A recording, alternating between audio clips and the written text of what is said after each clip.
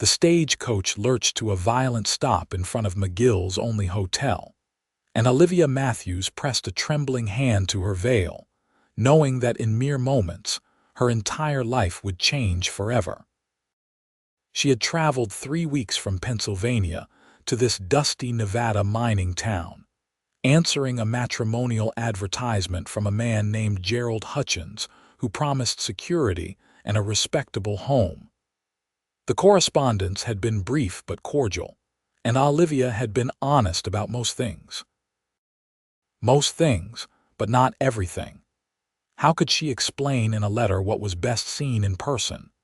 Even then, the sight of her face had driven away suitors, employers, and even some family members who could barely stand to look at her. The cleft lip that marked her upper lip had been with her since birth, a separation that made her speech slightly different and her appearance startling to those who valued conventional beauty. At 22 years old, she had resigned herself to spinsterhood until Gerald's advertisement appeared in the Philadelphia newspaper. A silver miner seeking a God-fearing woman of good character and domestic skills. Age and appearance less important than moral fiber. Those last words had given her hope. "Madam, we have arrived," the driver called down, his voice rough from trail dust. Olivia gathered her carpetbag and stepped carefully from the coach, her boots meeting the packed earth of McGill's Main Street. It was May of 1878, and the Nevada sun beat down mercilessly, making her layers of traveling clothes feel oppressive. The town stretched before her in various states of construction and decay. False-fronted buildings lined the street, some freshly painted, others weathered gray. Men in dusty work clothes moved between the assay office and the saloon, and she could hear the distant sound of mining operations echoing from the hills. A man approached from across the street, his gait confident but his face uncertain. He was perhaps 40, with thinning hair and a prominent belly straining against his vest. "Miss Matthews, Mr. Hutchins." Olivia kept her veil in place, her heart hammering. "Welcome to McGill. I trust your journey was not too arduous." His eyes fixed on the veil with barely concealed curiosity. Long but manageable. She hesitated, then reached for the veil's edge, best to be done with it quickly. "Before we proceed further, I must show you something I could not adequately convey in correspondence." She lifted the veil. Gerald Hutchins's expression transformed instantly. His welcoming smile froze, then crumbled into poorly disguised revulsion. His eyes fixed on her lip, and she saw him swallow hard. The silence stretched between them like pulled taffy. "I see," he finally managed, his voice strained. "You might have mentioned this in your letters, Miss Matthews. Would you have invited me if I had?" The question came out more sharply than she intended. His lack of response was answer enough. He looked away, then back, then away again, as if being forced to witness something distasteful. "I have a certain standing in this community. My associates, my business partners, they expect certain things. I cannot have a wife who would be the subject of stares and whispers." The rejection stung despite her expectation of it. "Then our arrangement is concluded before it began. I will, of course, pay for your lodging tonight at the hotel and your return passage." He was already backing away, eager to put distance between them. "It is only fair, given your travel expenses." Before Olivia could respond, he pressed some bills into her hand and retreated across the street with unseemly haste, leaving her standing alone with her carpetbag, her lowered veil, and her shattered hopes. She stood motionless for a long moment, aware of the curious glances from passers-by. A woman alone in a mining town was unusual enough without the added spectacle of obvious rejection. Fighting back tears, she lifted her bag and turned toward the hotel. The lobby was modest but clean, with a clerk who took Gerald's money without comment and handed her a key to a second-floor room. The space was small, containing only a narrow bed, a washstand, and a single window overlooking the street. Olivia sat on the bed and finally allowed the tears to fall. She had gambled everything on this chance. Her savings were nearly depleted. She had no family willing to take her in, not after her mother's death 2 years prior, and her father's remarriage to a woman who made clear that Olivia's presence was unwelcome. Her stepmother had been the one to find Gerald's advertisement and suggest, with barely veiled eagerness, that Olivia pursue it. Now she was stranded in Nevada with perhaps enough money to return east, but to what? Another position as a seamstress working in a windowless back room where customers would not have to see her. More years of loneliness and whispered comments. A knock at the door interrupted her spiraling thoughts. "Miss Matthews, it is Eleanor Pierce from the Mercantile. May I speak with you?" Olivia hastily dried her eyes and opened the door to find a woman of perhaps 50 years, solidly built with kind eyes and graying hair pulled back in a practical bun.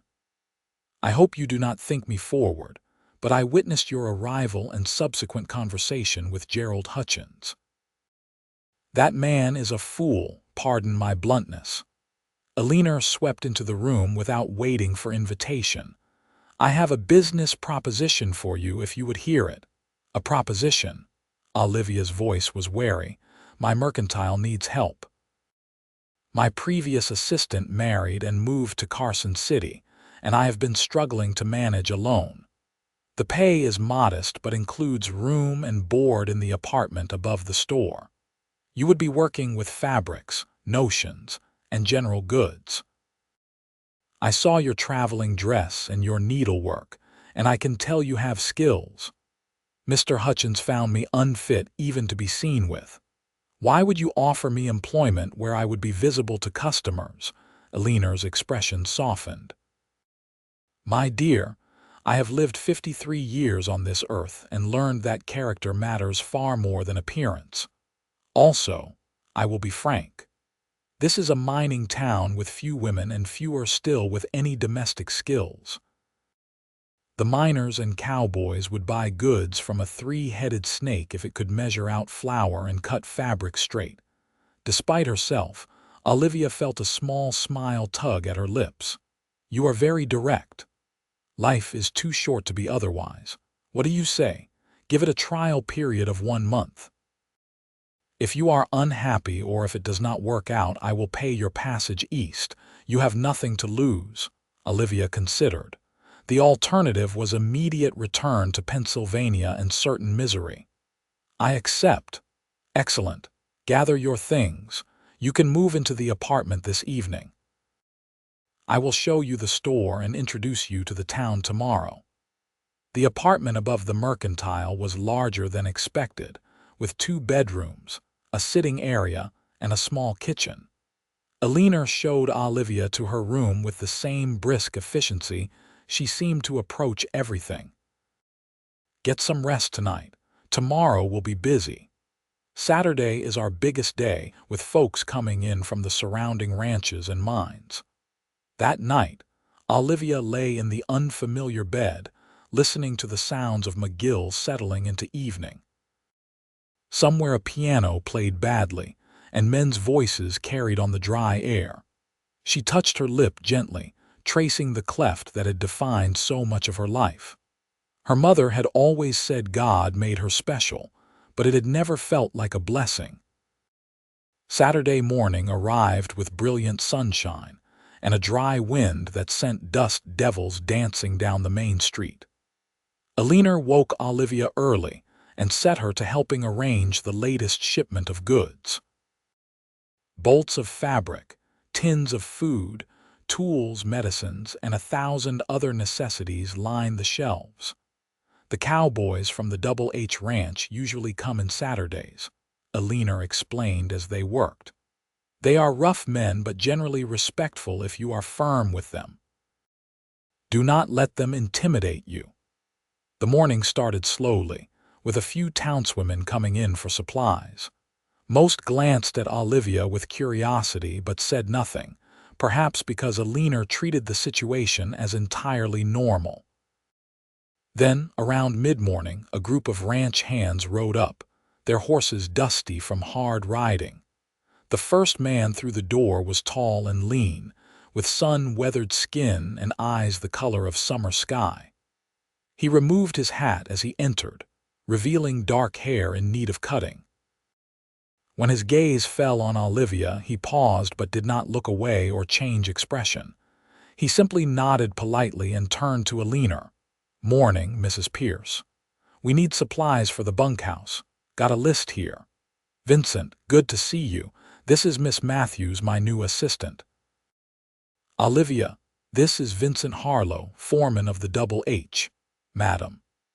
Vincent nodded to Olivia again, his expression neutral but not unkind. Olivia managed a quiet greeting, hyper-aware of how the other ranch hands were staring at her. Vincent caught one man's gaping expression and spoke sharply. "Tom, go help Jake with the horses. We do not need you cluttering up the store." The dismissed cowboy left reluctantly, and Vincent turned back to Alina with an apologetic expression. "Sorry about that. Some of the boys have not been around polite society for a while." "No harm done," Alina said briskly. "Olivia, would you help Mr. Harlow with his order while I assist Mrs. Chen?"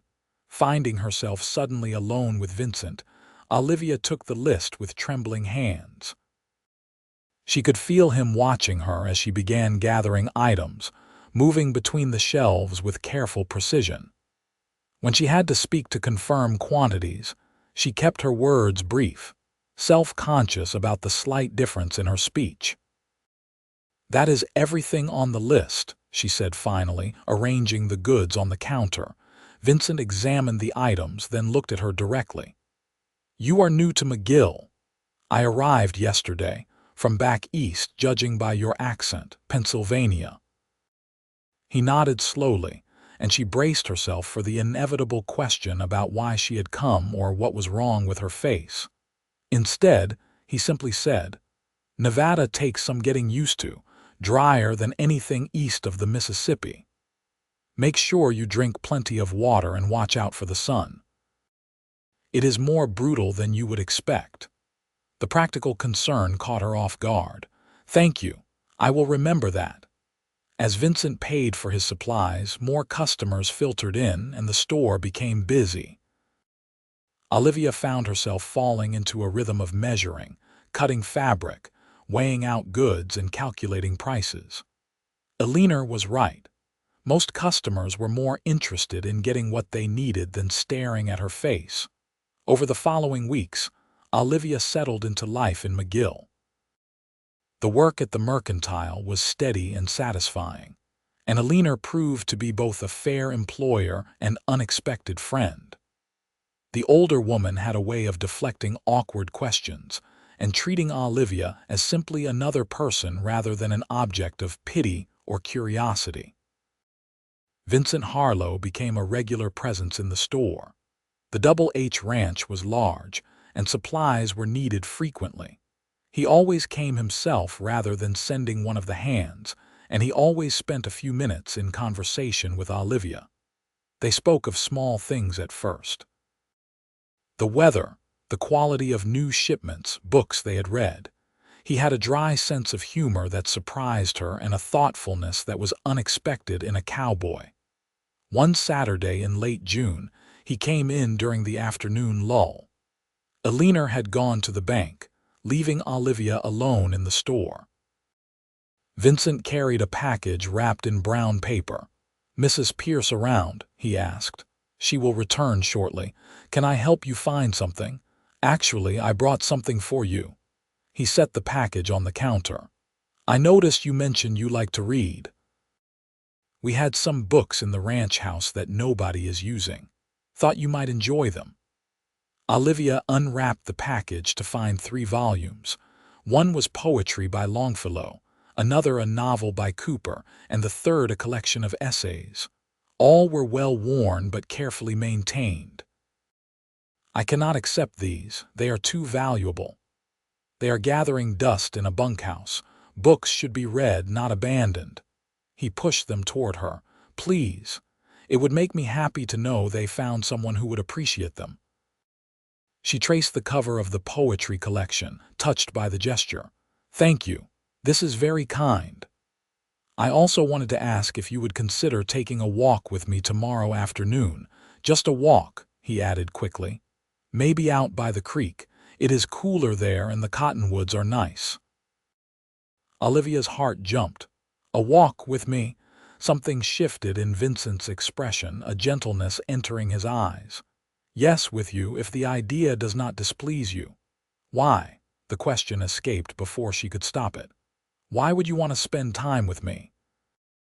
He was quiet for a moment, seeming to consider his words. In the past 2 months, I have watched you work in this store. You are patient with difficult customers, kind to children, and you never short anyone on measures even when they would not notice. You have a laugh I could listen to all day, and when you talk about books, your whole face lights up. I enjoy your company. Is that reason enough? You did not mention what I look like. I see what you look like just fine. I see a woman with intelligence in her eyes and gentleness in her smile. That is what I notice. Tears pricked at Olivia's eyes. People usually notice other things first. Vincent leaned against the counter, his voice low and sincere. I grew up with a younger brother who had withered legs from childhood illness. People stared at him, pitied him, treated him like he was less than whole. But Thomas was the bravest, funniest, most stubborn person I ever knew. He taught me that how someone looks is the least interesting thing about them. His expression clouded briefly. He died 5 years ago in an accident, but I still hear his voice sometimes, reminding me what matters. I am sorry for your loss. Thank you. He would have liked you, I think. He always appreciated people who kept going despite hardship. Vincent straightened, putting his hat back on. So tomorrow afternoon, I can meet you here around 2 if that suits you. Olivia nodded, not trusting her voice. Good. I look forward to it. He tipped his hat and left, and Olivia stood alone in the store, clutching the books to her chest and wondering if she might dare to hope. Sunday afternoon arrived warm and clear. Olivia changed her dress 3 times before settling on a simple blue cotton with white trim. Eleanor watched the preparations with barely concealed amusement. You are nervous. Is it that obvious? Only extremely. Vincent Harlow is a good man, Olivia. One of the best I have known in this town. What if he is only being kind? What if this is some sort of charity? Eleanor shook her head firmly. That man does not do things out of charity. If he asked you to walk with him, it is because he wants your company specifically. Vincent arrived precisely at 2, cleaned up and wearing a shirt that looked freshly pressed. They walked through town toward the creek, and Olivia was acutely aware of the glances they received. A few people nodded greetings, but others stared with open curiosity. The creek ran along the eastern edge of McGill, bordered by cottonwood trees that provided blessed shade. Vincent led her to a spot where the water ran clear over smooth stones, and they sat on a fallen log that made a natural bench. This is lovely, Olivia said, watching the water dance over the rocks. It is one of the few peaceful places near town. I come here sometimes when the ranch gets too loud. They talked for over an hour, conversation flowing easily from topic to topic. Vincent told her about growing up in Missouri, about learning to ride before he could properly walk, about the journey west after his brother's death when staying home became too painful. Olivia shared stories of her childhood in Pennsylvania, of her mother's gentleness and her father's gradual withdrawal after her birth. He could never quite look at me directly, she admitted. As if my face was an accusation. My mother said he felt guilty, like somehow he had caused it. That must have been lonely. It was. I always felt like an inconvenience, something to be hidden away. When my mother died, I lost the only person who truly saw me as whole." Vincent picked up a smooth stone and turned it over in his hands. "My brother Thomas used to say that people who had never struggled with anything were boring. He said hardship carved character into a person like water carving a canyon, made them deeper, more interesting. That is a generous way to view suffering. Maybe, but I think he was right. You could have become bitter, but instead you are kind. You could have hidden away, but instead you traveled across the country alone to start over. That takes courage." Olivia felt warmth spread through her chest. "You see me very generously. I see you clearly." He turned to face her fully, and his blue eyes were intense. "I know we have not known each other long, but I need you to understand something. When I look at you, I see a beautiful woman. Not despite your cleft lip, not ignoring it. I see all of you, and I find all of you appealing." Her breath caught. "Vincent, I am not good with fancy words, but I am honest. I would like to court you properly if you would allow it. People will talk. They will wonder what is wrong with you to choose someone like me. Let them wonder. I have never much cared what people think." He reached out slowly, giving her time to pull away, and took her hand. His palm was calloused and warm. "The question is what you want. Do you enjoy my company? Could you see yourself caring for me?" "I already do," she whispered. His smile was like sunrise. "Then we will figure out the rest together." They walked back to town as the afternoon heat began to fade, and when they reached the Mercantile, Vincent held her hand a moment longer before releasing it. "May I call on you next Sunday? I would like that very much." Over the following months, Vincent's courtship was steady and sincere. He came to town every Sunday, and they spent hours talking, walking, and slowly building something precious between them. He brought her wildflowers from the range, told her stories that made her laugh, and listened with genuine interest to everything she had to say. Eleanor watched the romance develop with satisfaction. "I had a feeling about you two from the start," she told Olivia one evening. "The way he looked at you that first day, it was different from how most men look at most women, like he was seeing something everyone else was missing." But not everyone in McGill was pleased with the relationship. Gerald Hutchins, the man who had rejected Olivia, made pointed comments whenever Vincent came to town. One Saturday in September, he confronted Vincent directly in front of the saloon. "Harlow, you are making yourself a laughingstock, courting that damaged woman. What are people supposed to think?" Vincent's expression went cold. "They are supposed to think I am courting a fine woman. What they actually think is their own concern. She is deformed. You could have any number of normal women and you choose her. It is unnatural." "What is unnatural is your obsession with another man's business. Olivia rejected your small-minded judgment once. I suggest you accept it and move on." Gerald's face reddened. "You will regret this. When you finally see her clearly, you will understand what a mistake you have made." Vincent stepped closer, his voice dropping to a dangerous level. "Listen carefully. You speak about Olivia again, you even look at her wrong, and you will answer to me. We understand each other." The smaller man stepped back, blustering. "You cannot threaten me. That was not a threat. That was information." Vincent turned his back and walked away, leaving Gerald spluttering in the street. That evening, Vincent told Olivia about the confrontation. She had been afraid he would be upset, but instead, he took her hands and looked at her seriously. "I need you to understand something. What that fool said today, what anyone else might say, it does not touch what I feel for you. You are not damaged or deformed or any of the cruel words people use. You are Olivia, and you are perfect exactly as you are. I am not perfect. No one is. Perfect for me, then. Perfect in all the ways that matter." She felt tears gathering. "How can you be so certain? We have only known each other 4 months. I knew after 2 weeks. Maybe I knew the first time we talked." He cupped her face gently, his thumb tracing along her cheekbone, deliberately not avoiding her cleft lip. "I love you, Olivia, not in spite of anything, not overlooking anything. I love you wholly and completely." The tears spilled over. "I love you too. I have for weeks now, but I was afraid to say it, afraid it was not real. It is real." He leaned forward slowly, giving her time to move away if she wished.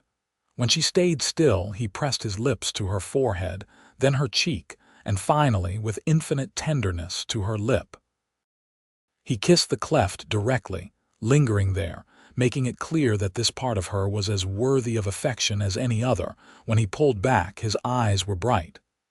"Every part of you is precious to me. Every single part."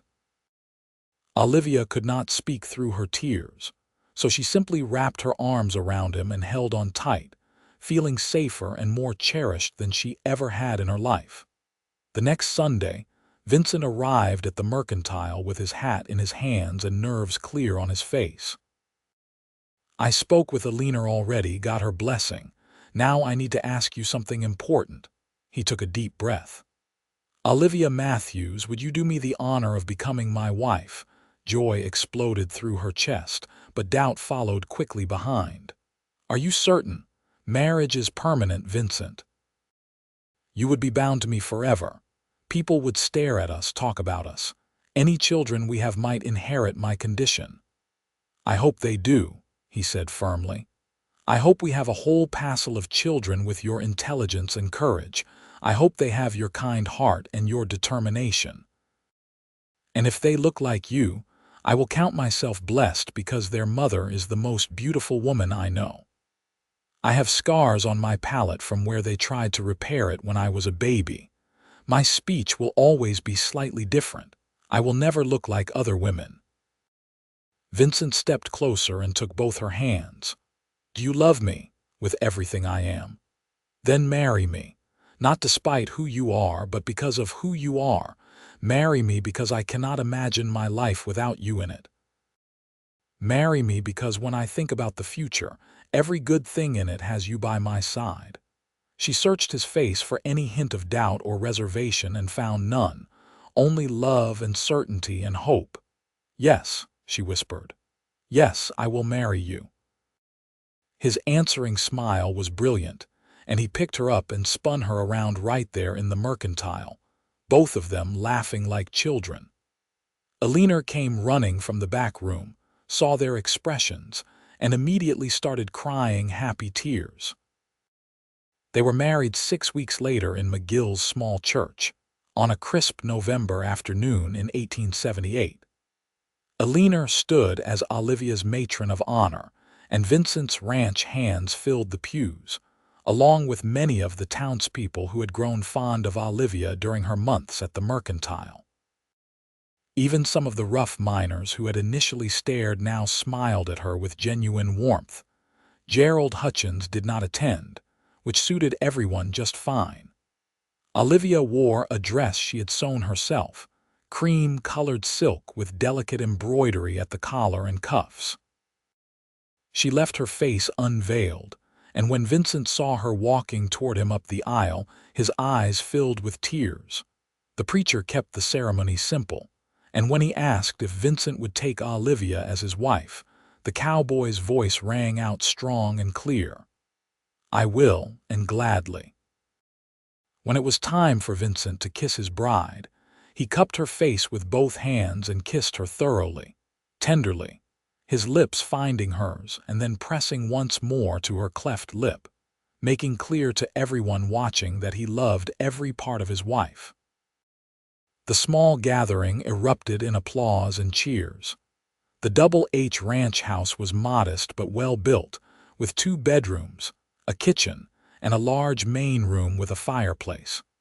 Vincent had spent weeks preparing it for Olivia's arrival, adding touches he thought she would like. Bookshelves in the bedroom, new curtains, a writing desk by the window. Their wedding night was tender and slow, with Vincent taking care to make sure Olivia felt cherished and safe.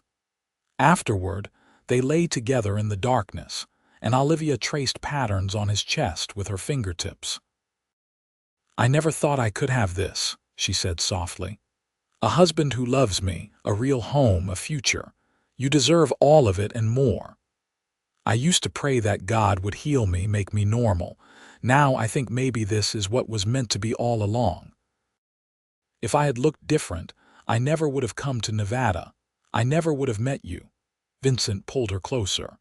"Then I am grateful for every circumstance that brought you to me." Life on the ranch was different from anything Olivia had known.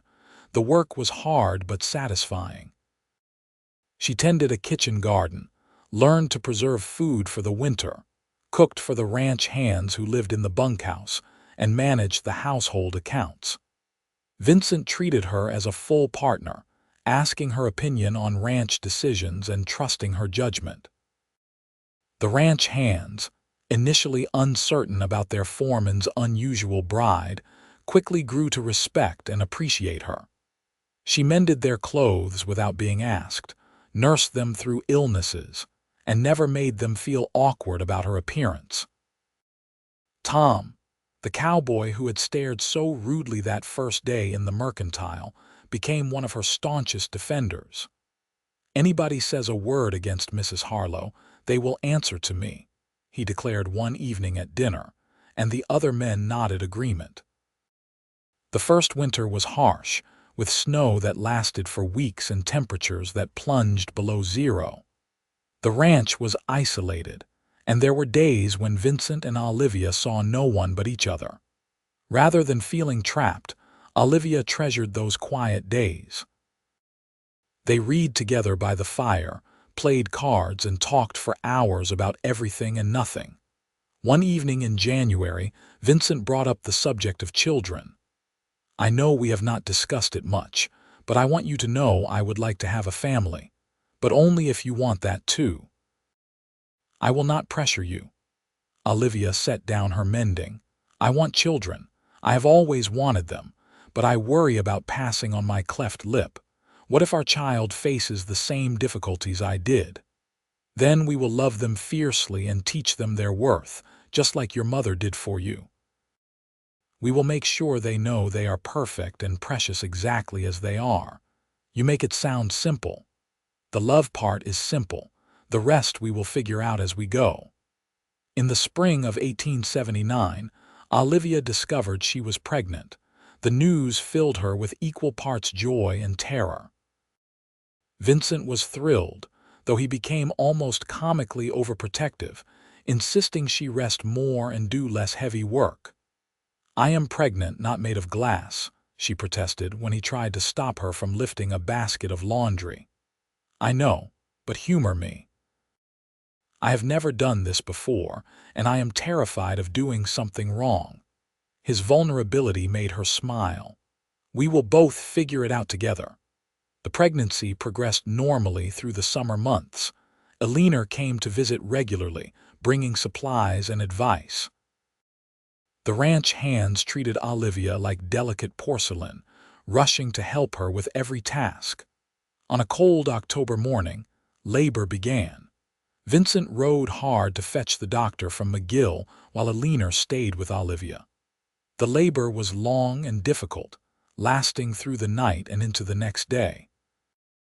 Vincent paced the main room, looking haggard and terrified. Finally, as dawn broke on the second day, a baby's cry pierced the air. The doctor emerged from the bedroom, smiling. "You have a son, Mr. Harlow. A strong, healthy boy. Your wife is tired but doing well." Vincent rushed into the bedroom to find Olivia pale and exhausted but smiling, holding a tiny bundle. He sat carefully on the bed beside her and looked down at his son. The baby had a full head of dark hair and was waving tiny fists in the air. His face was red and wrinkled and absolutely perfect, with no sign of a cleft lip. "He is beautiful," Vincent whispered, touching one small hand with his finger. The baby gripped it immediately. "I thought he might have a cleft lip like me," Olivia said softly. "Part of me hoped he would, so he would not feel different from his mother." Vincent looked at her with infinite tenderness. We will have more children. Some might look like you, some might look like me. Every one of them will be loved completely. They named the boy Thomas Vincent Harlow, after Vincent's brother. Little Thomas was a good baby, healthy and strong, and both parents fell completely in love with him. The years that followed were full and rich. The ranch prospered, and Vincent's reputation as a fair and skilled rancher grew. Olivia managed the household with quiet efficiency and became known throughout the area as someone who could be counted on in times of trouble. She nursed sick neighbors, helped deliver babies, and always had food for anyone who needed it. In 1881, their second child was born, a daughter they named Sarah Eleanor. She had Olivia's dark eyes and, to Olivia's surprise and secret joy, a slight cleft lip. It was not as pronounced as her mother's had been, but it was unmistakable. Vincent held his daughter in the first moments after her birth and kissed her tiny lip just as he had kissed Olivia's on their wedding day. "Perfect," he declared. "Absolutely perfect." As Sarah grew, they made sure she understood she was beautiful and whole. When other children asked about her lip, Sarah would explain matter-of-factly that she looked like her mama, and that was a good thing. Olivia watched her daughter navigate the world with a confidence she had never possessed at that age, and her heart swelled with gratitude. In 1883, they had another son named James, who looked like Vincent. And in 1886, twin girls arrived, Mary and Catherine. Mary had a cleft lip like her mother and sister, while Catherine did not. The ranch house grew to accommodate the expanding family, with additions built on as needed. The main room was always full of noise and laughter, with children playing, dogs barking, and the constant activity of a working ranch. Gerald Hutchins had left McGill in 1882, his silver claims playing out and his debts mounting. The few people who remembered the incident of his rejection of Olivia remarked on the irony. He had rejected her as unsuitable, while she had gone on to build a life filled with love and prosperity. On their 10th anniversary, Vincent surprised Olivia with a trip to Carson City.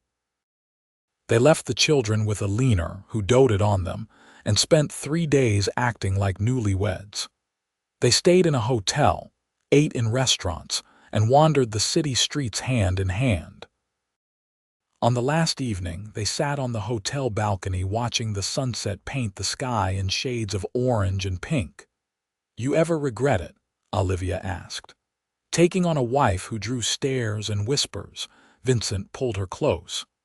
"I regret only that I did not meet you sooner. Every day with you has been a gift, every single day. Even when the twins decided to cut their own hair and ended up looking like sheep attacked them," he laughed. "Even then, especially then, those are the moments that make a life." "I used to think my cleft lip was a curse," Olivia said thoughtfully. "Something that marked me as less than whole.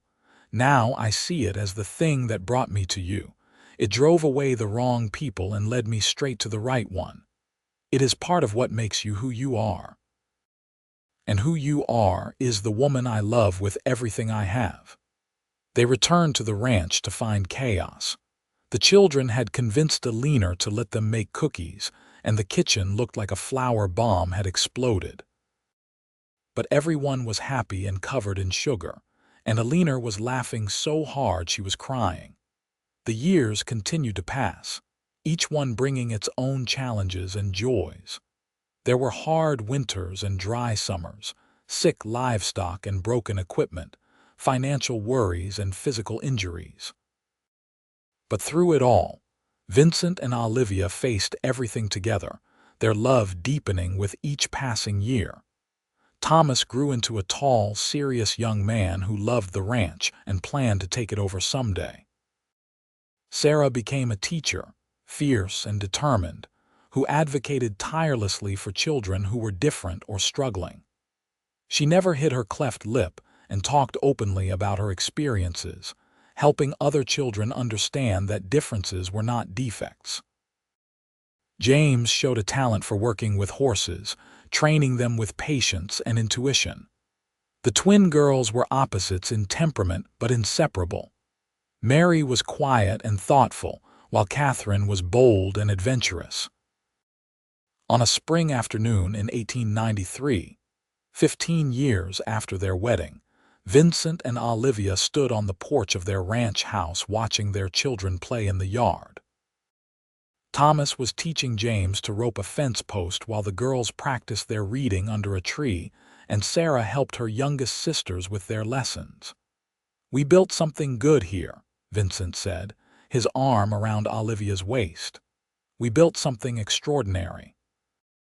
He turned to face her fully, and his eyes held the same love and wonder they had on their wedding day. "I need you to know something. That first day I saw you in the mercantile, my heart recognized you. I did not understand it then, but I was looking at my future. Everything good in my life has come from you." Olivia touched his face gently. "You saved me, Vincent, not just from loneliness or poverty. You saved me from believing I was not worthy of love. You were always worthy. I just helped you see it." He kissed her softly. "And for the record, you saved me too. After Thomas died, I was just going through the motions of living. You gave me a reason to truly be alive again." As the sun set over the Nevada landscape, painting the desert in gold and shadow, they stood together and watched their children play. The ranch stretched around them, solid and prosperous. The future lay ahead, uncertain but full of promise. Olivia thought back to that terrible day in May 1878 when Gerald Hutchins had rejected her in the street of McGill, leaving her stranded and heartbroken. At the time, it had felt like the end of everything. Now she understood it had been the beginning.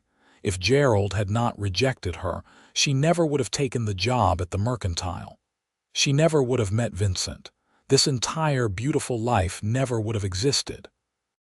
Sometimes the worst moments led to the best outcomes. Sometimes being rejected by the wrong person cleared the path to find the right one. Vincent had kissed her cleft lip and called her perfect, and he had spent 15 years proving he meant it. He had given her a home, a family, and most importantly, the unshakable knowledge that she was loved completely and without reservation. As they walked back into the house to help with dinner, their children's voices raised in laughter and argument, Olivia felt a profound sense of gratitude. She had traveled from Pennsylvania expecting a marriage of convenience with a stranger.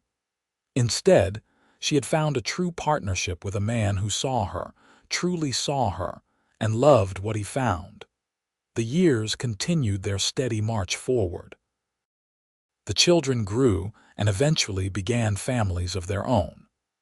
Thomas married a woman named Rachel from a neighboring ranch and took over more of the daily operations of the Double H. Sarah married a fellow teacher and continued her advocacy work while raising 3 children of her own, 2 of whom had cleft lips that she taught them to wear with pride. James started his own horse training business and earned a reputation throughout Nevada for his skill. The twins both married in their 20s, Mary to a doctor and Catherine to a surveyor, and they remained as close as adults as they had been as children. Vincent and Olivia aged together, their hair graying and their steps slowing, but their love never diminishing.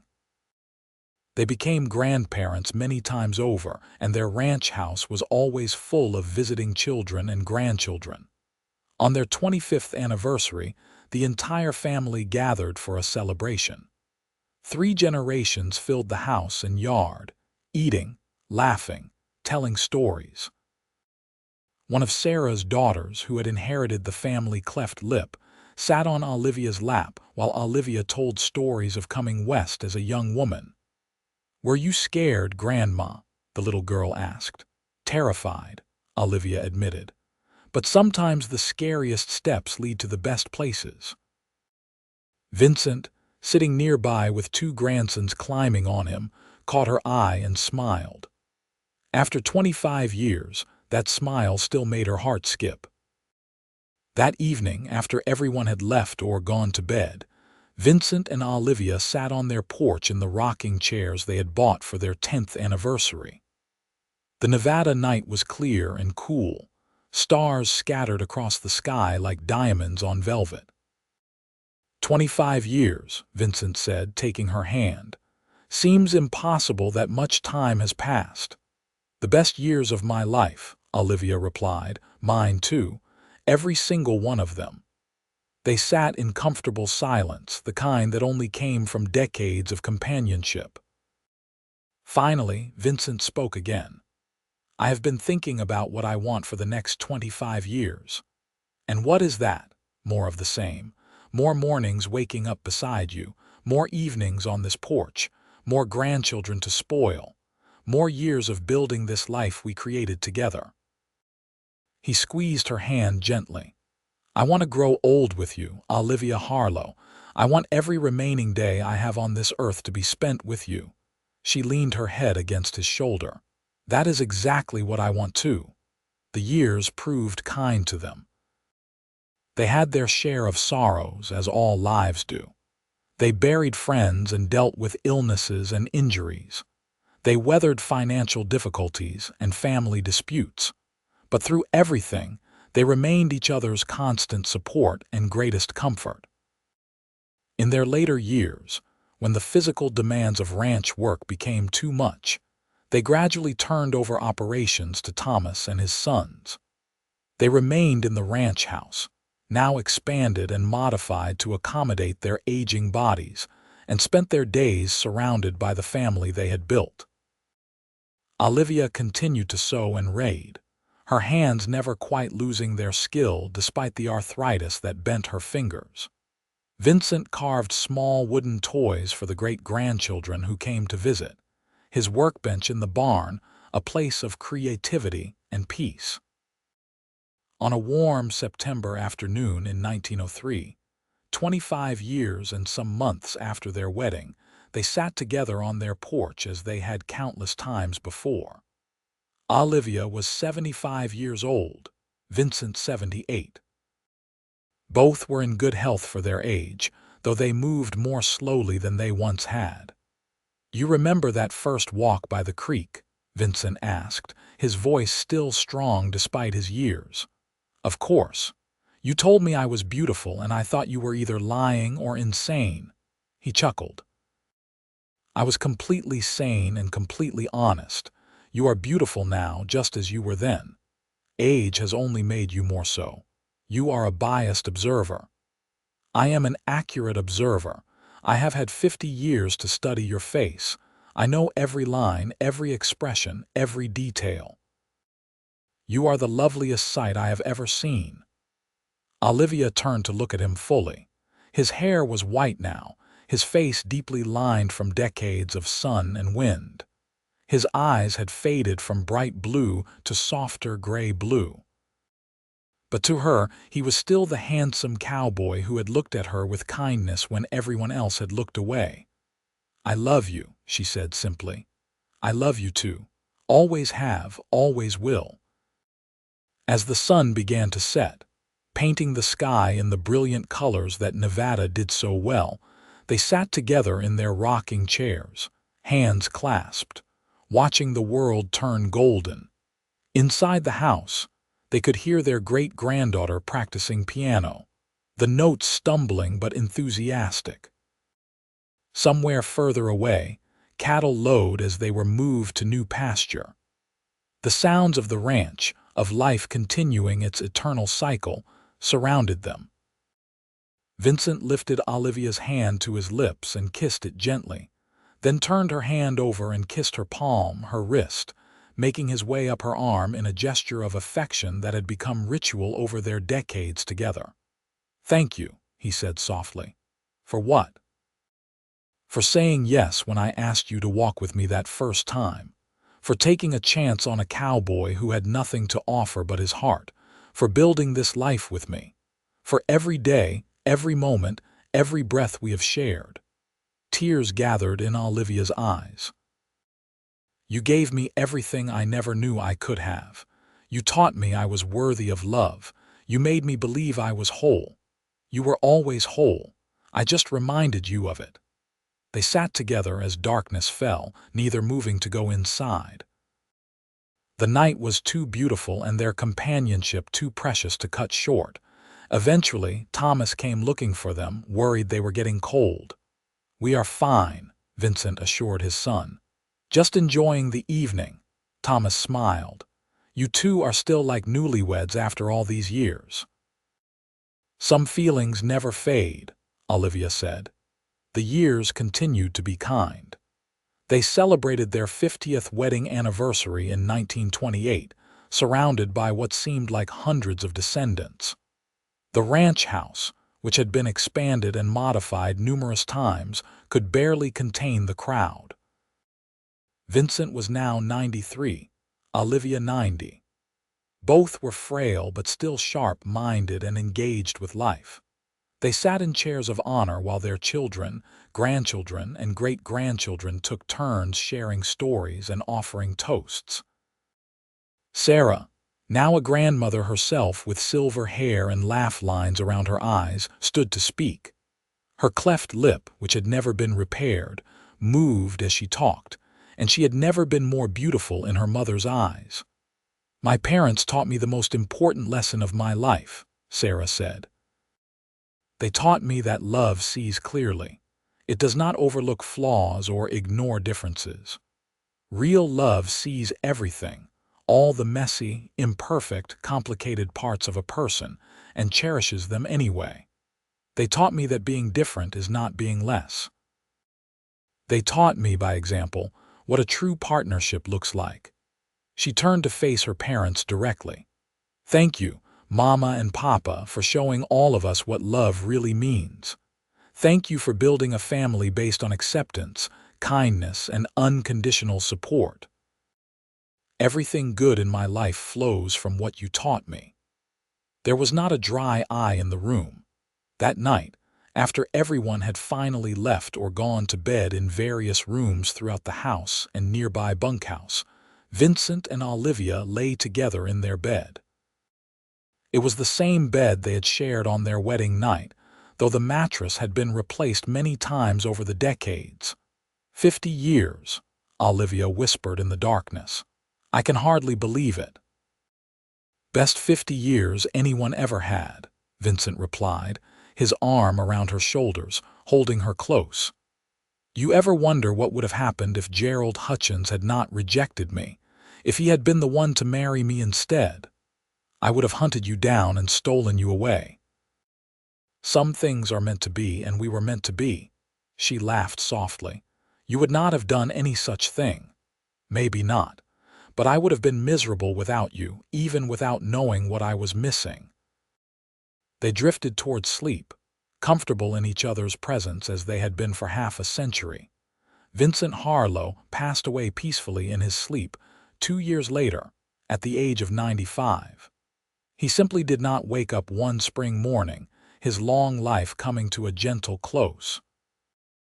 Olivia woke beside him, knew immediately what had happened, and spent a long time holding his hand and saying goodbye. The funeral was massive, attended by what seemed like the entire county. Vincent had been respected and loved, known for his fairness, his kindness, and his devotion to his family. But mostly, people remembered how he had loved his wife with a constancy that had become legendary. Olivia grieved deeply, but without bitterness. She had been given 52 years with the love of her life. Many people never got even one such year. She considered herself blessed beyond measure. She lived 3 more years without him, surrounded by family who made sure she was never alone for long. She continued to tell stories to her great-great-grandchildren, teaching them the same lessons she had learned. That true beauty was internal, that differences should be celebrated. That love was the only thing that truly mattered. On a quiet autumn afternoon in 1933, Olivia Matthews Harlow passed away in her sleep, a peaceful end to a remarkable life. She was 95 years old, the same age Vincent had been when he died. At her funeral, held at the ranch she had called home for over 50 years, her descendants gathered to honor her memory. There were hundreds of them, representing 5 generations.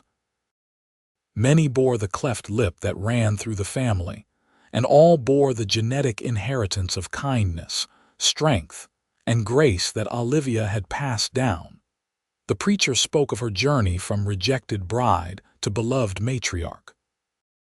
He talked about the courage it took to start over in a strange land, the strength it took to face prejudice and rejection, and the wisdom it took to recognize true love when it appeared. But the most moving tribute came from her great-great-granddaughter, a young woman of 18 who had been born with a pronounced cleft lip and had grown up hearing stories of her famous ancestor.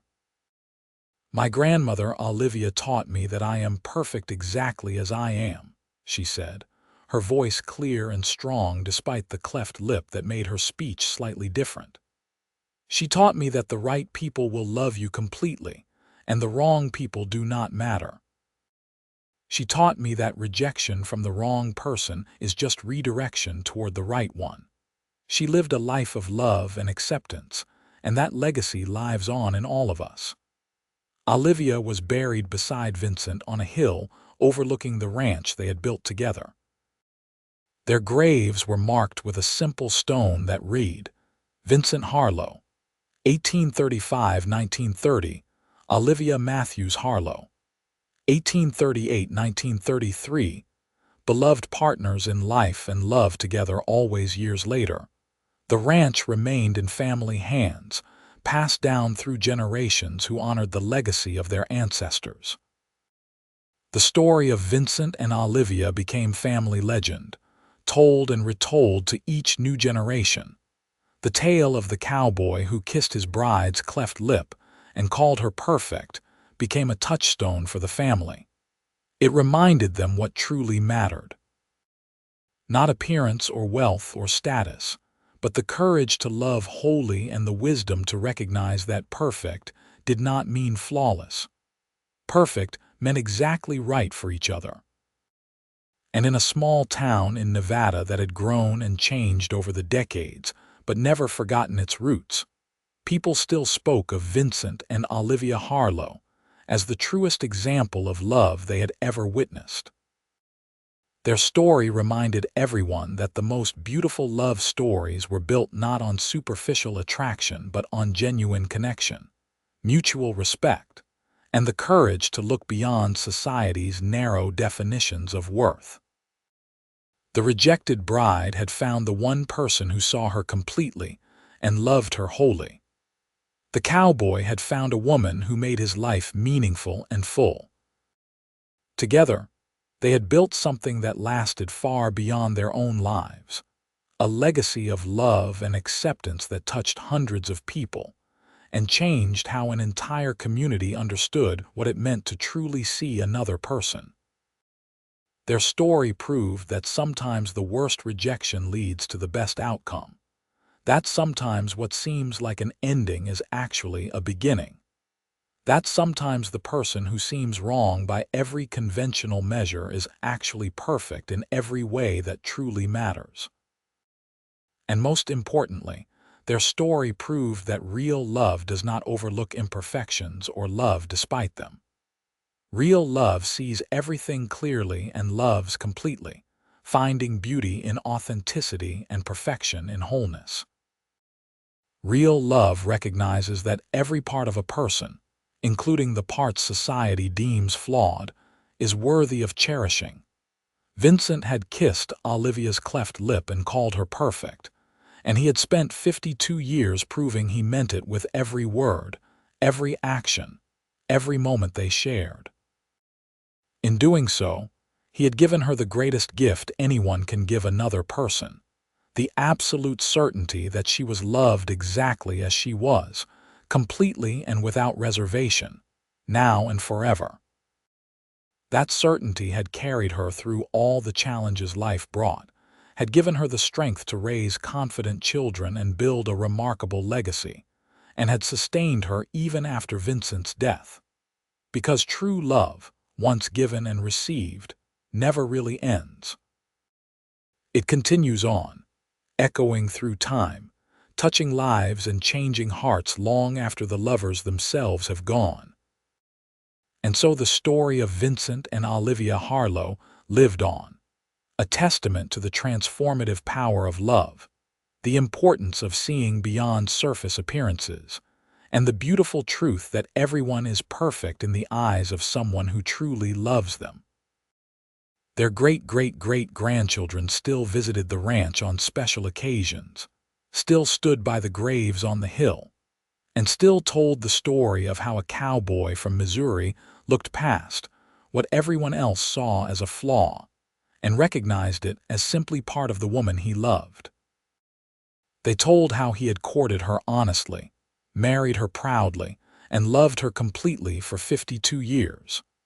They told how she had blossomed under that love, becoming a pillar of her community and the foundation of a family dynasty. And they told how, in the end, what had seemed like Olivia's greatest curse had actually been her greatest blessing, because it had driven away everyone who could not see her true worth and led her directly to the one person who could. It was a story about rejection and redemption, about pain and healing, about judgment and acceptance.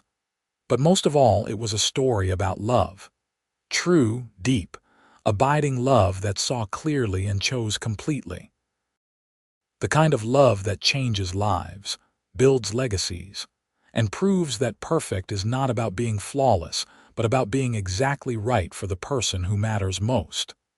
And in that truth, the entire family, indeed everyone who heard the story, found hope and inspiration.